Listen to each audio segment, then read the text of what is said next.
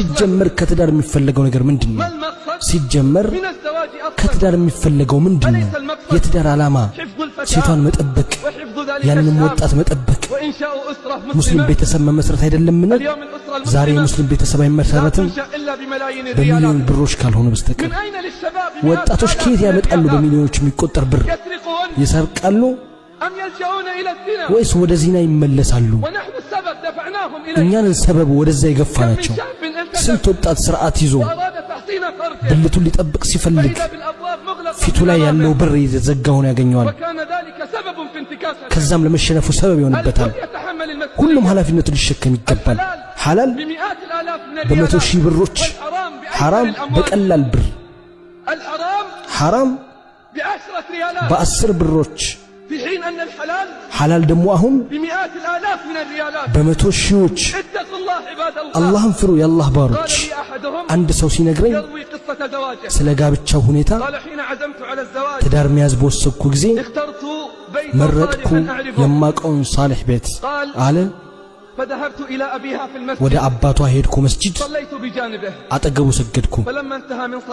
ሰላቱን ካበቃ በኋላ ርዕሱን ከፈትኩለት በመርበትበት። እሱ ያቀኛል በርግጥ አለኝ፣ አንተ ዲኑንና ባህሪውን የምንወድልህ ሰው ነህ። ቤተሰቦችን አምጣቸው እንድንተዋወቃቸው። ከቀናት በኋላ ቤተሰቦችን ያመጣው። ቤተሰቦች ተዋወቁ።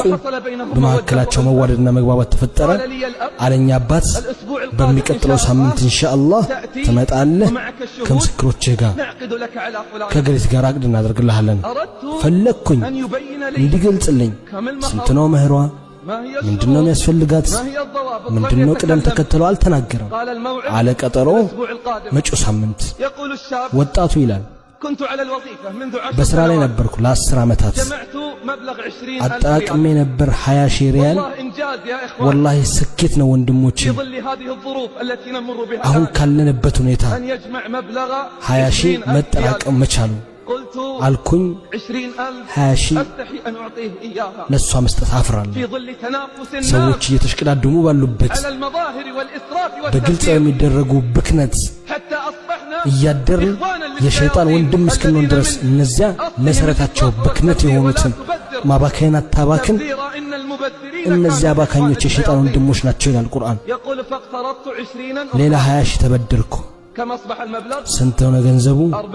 40 ሺህ ሆነ አልኩኝ። 40 ሺህ አይበቃም፣ ዛሬ 40 አይበቃም አልኩ። በተቀጠርኩበት ቀን ሄድኩ። ሼኹ ኒካህ ሊያደርግ መጣ። ደቂቃዎች እየሄዱብኝ ነው። እኔ በጣም ፍርሃት ውስጥ ሆኜ ያቺ ሰዓት እስክትመጣ ሼኹ አለ ስንት ነው መህሩ? ዝም አልኩ። ደገመልኝ። አሁንም አልኩት 40 ሺህ ብር። አባቱ አለ አይሆንም። አባት አለ አይሆንም። ልቤ ደነገጠ። አባት አለ 5000 ይበቃታል። 5000 ይበቃታል። በቀሪው አንተና እሷ ለመጠቃቀሚያ አድርጉት አለ። ቆምኩና ግንባሩን ሳምኩት። ይገባዋል የዚህ አይነቱ ሰው ግንባሩ ሊሳም። የእሱ አይነቶቹ ትንሽ ናቸው። የእሱ አይነቱ ጥቂት ናቸው። ወጣቶችን አግዟቸው።